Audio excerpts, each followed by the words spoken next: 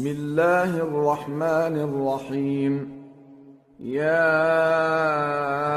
أيها المزمل قم الليل إلا قليلا نصفه أو انقص منه قليلا أو زد عليه ورتل القرآن ترتيلا إنا سنلقي عليك قولا ثقيلا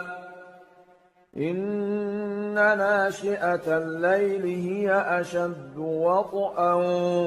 وأقوم قيلا إن لك في النهار سبحا طويلا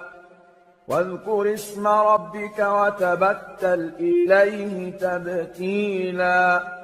رب المشرق والمغرب لا إله إلا هو فاتخذه وكيلا واصبر على ما يقولون واهجرهم هجرا جميلا وذرني والمكذبين أولي النعمة ومهلهم قليلا إن لدينا أنكالا وجحيما وطعاما ذا غصة وعذابا أليما يوم ترجف الأرض والجبال وكانت الجبال كثيبا مهيلا إنا أرسلنا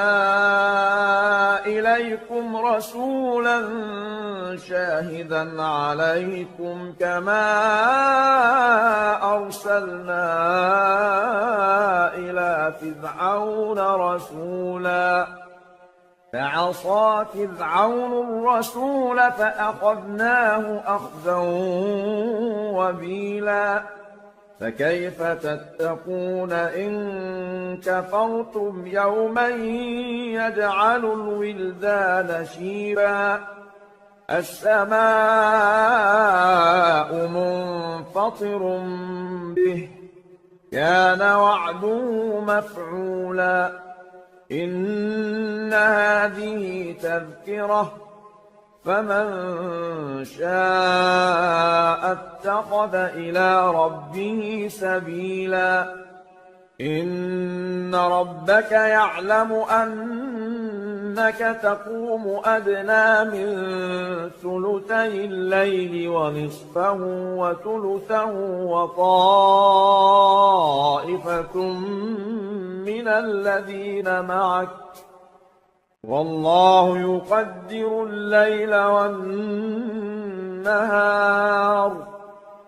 علم أن لن تحصوه فتاب عليكم فاقرؤوا ما تيسر من القرآن علم أن سيكون منكم مرضى وآخرون يضربون في الأرض يبتغون من فضل الله وآخرون يقاتلون في سبيل الله فاقرؤوا ما تيسر منه وأقيموا الصلاة وآتوا الزكاة وأقرضوا الله قرضا حسنا وما تقدموا لأنفسكم من خير تجدوه عند الله هو خيرا وأعظم أجرا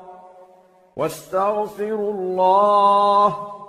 إن الله غفور رحيم.